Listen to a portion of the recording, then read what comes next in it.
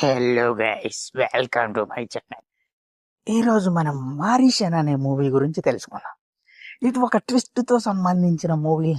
ఇది ఏదో స్టార్టింగ్ చూస్తే నేను చాలాసార్లు అనుకున్నా, కానీ ఈ మూవీలో ఏముంటుందిలే, ఏం చూద్దాంలే. చాలామంది చూడమన్నారు, సినిమా బాగుంటుంది, నిజంగా మంచి థ్రిల్లర్ మూవీ అన్నారు, కానీ నాకైతే ఎందుకు చూడాలనిపించలేదు. కానీ ఫైనల్గా చూస్తే అనిపించింది ఇది ఒక ట్విస్టులు కాదు, మామూలు ట్విస్టులు కాదనిపించింది. అసలు ఒక ఓల్డ్ మ్యాన్ ఇంత చేస్తాడా అనిపించేలా ఉంటుంది. అసలు స్టార్టింగ్ నుంచి ఎండింగ్ వరకు చెప్పాలంటే ఇక్కడ ఒక బీభత్సమైన ట్విస్టులతో సాగిపోతుంది.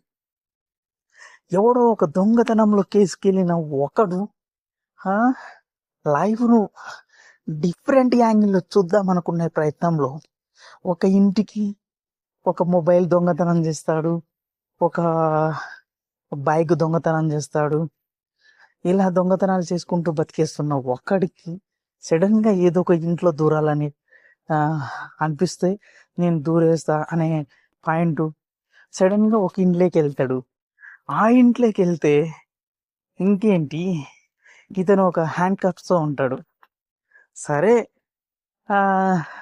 వాళ్ళ ఇల్లు దోచుకుందాంలే అని చూస్తే, నన్ను ఈ కప్స్ వదిలేస్తే నీకు చాలా డబ్బులు ఇస్తానంట. అదేంటి, ఇక్కడ నేనే తీసుకుంటా అన్నట్టుగా ట్రై చేస్తే అక్కడ ఏం లేవు, నేను ఇస్తా అంటాడు. సరేలేని ఏటీఎం దగ్గర తీసి ఇచ్చేటప్పుడు వీడు చూస్తే అందులో 25 lakhs ఉంటాయి.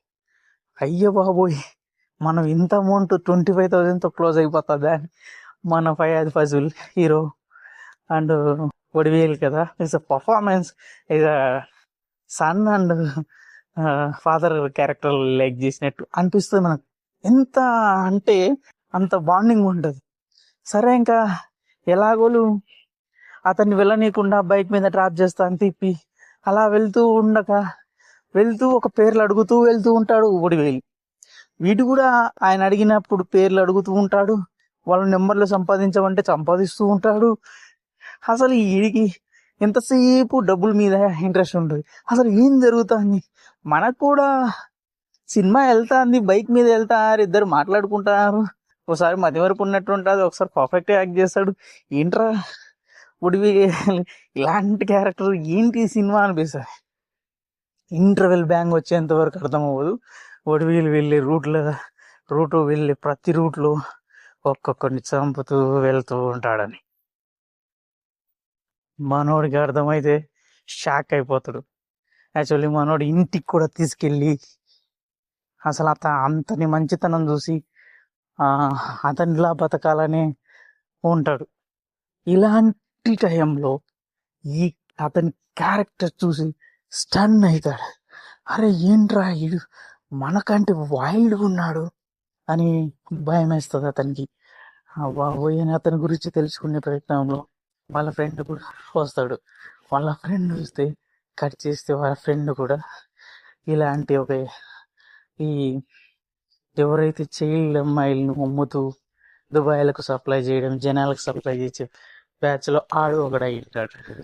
అది తెలుసుకున్న విషయంలో చంపాలనుకుంటాడు వాళ్ళ ఫ్రెండ్ కూడా.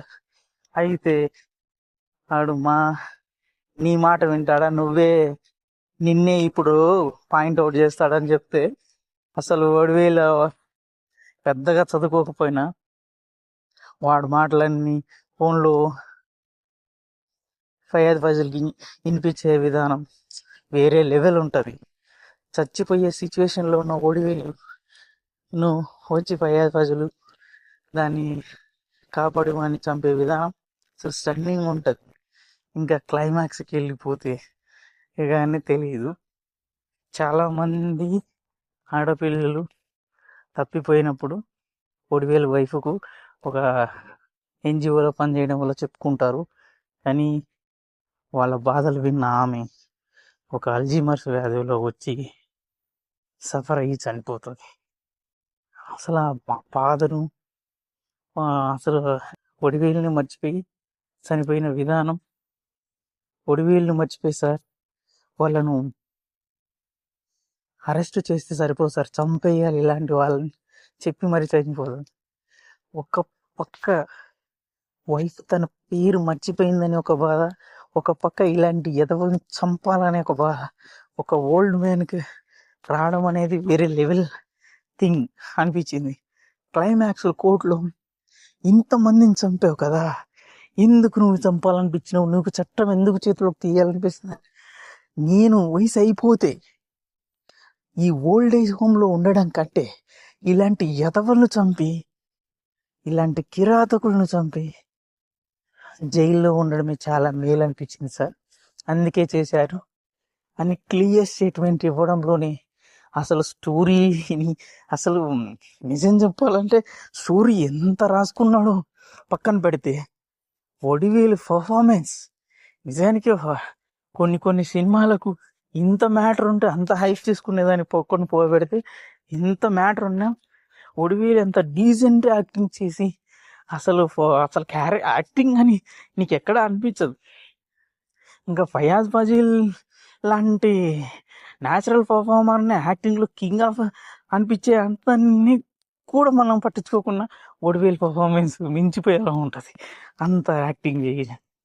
మీరు ఇల్లు ఎప్పటి వరకు చూడకపోతే ఇలాంటి ఎంత చెప్పినా తక్కువ చూస్తే కానీ మనం కలిగి బాధ, ఎమోషన్ అన్ని ఒకేసారి వస్తే ఎలా ఫీల్ అవుతామనేది ఈ మూవీలో కంటెంట్.